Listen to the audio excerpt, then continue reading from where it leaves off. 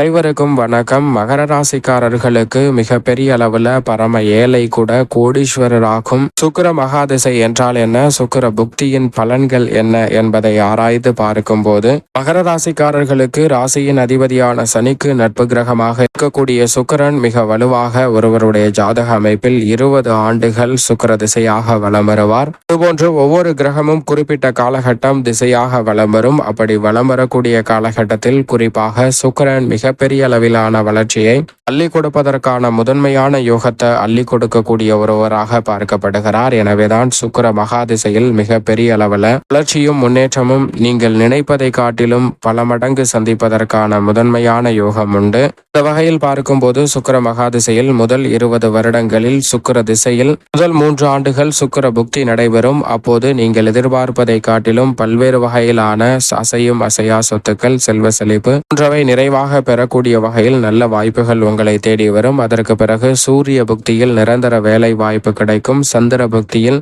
பொன்பொருள் சேர்க்கைக்கான நல்ல சந்தர்ப்பம் நிறைவாக அமையும். செவ்வாயின் புக்தியில் நீங்கள் நினைப்பதை காட்டிலும் சொந்தமாக உங்களுடைய பெயரில் மகர ராசிக்காரர்கள் சொத்துக்களை வாங்குவதற்கான யோகம் ராசியின் உச்ச அதிபதியான செவ்வாயின் புக்தி நடைபெறும் போது மகர ராசிக்காரர்களுக்கு நிறைவாக அமையும். அதற்கு பிறகு ராகுவின் புக்தி 3 ஆண்டுகள் நடைபெறும் போது பகைவர்கள் கூட நண்பர்களாக மாறுவதற்கான நிறைவான யோகம் கிடைக்கும். குருவின் புக்தியில் இல்லத்தில் பல்வேறு வகையான சுபகாரியங்கள் தடை தாமதம் இல்லாமல் கைகூடும். சனியின் புக்தியில் அசையும் அசையா அளவிற்கு வளர்ச்சியையும் சொத்துக்களையும் வாங்க முடியும். தொழில் ரீதியாக உச்சபட்ச வளர்ச்சியை நிறைவாக சந்திக்க முடியும். அதற்கு பிறகு புதன் புத்தியில் மேலும் வலு சேர்க்கக்கூடிய வகையில் மிக சிறப்பான வளர்ச்சியை உறுதியாக சந்திக்க முடியும். இறுதியாக கேதுவின் புக்தியுடன் நிறைவடையக்கூடிய சுக்கிர மகாதிசையில் சற்று ஆன்மீக சிந்தனையுடன் அனைத்து நன்மைகளையும் நிறைவாக சந்திப்பதற்கான யோகம் உங்களை தேடி வரும். இப்படி சுக்கிர மகாதிசையில் 20 ஆண்டுகளில் அசூர வளர்ச்சி ஏற்பட்டாலும் கூட மகர ராசிக்காரர்களுடைய வாழ்வில் மிகப்பெரிய அளவிலான மாற்றம் உறுதியாக கிடைப்பதற்கான சந்தர்ப்பத்தை ஏற்படுத்தி கொடுக்கிறாருங்க சுக்கிரன்.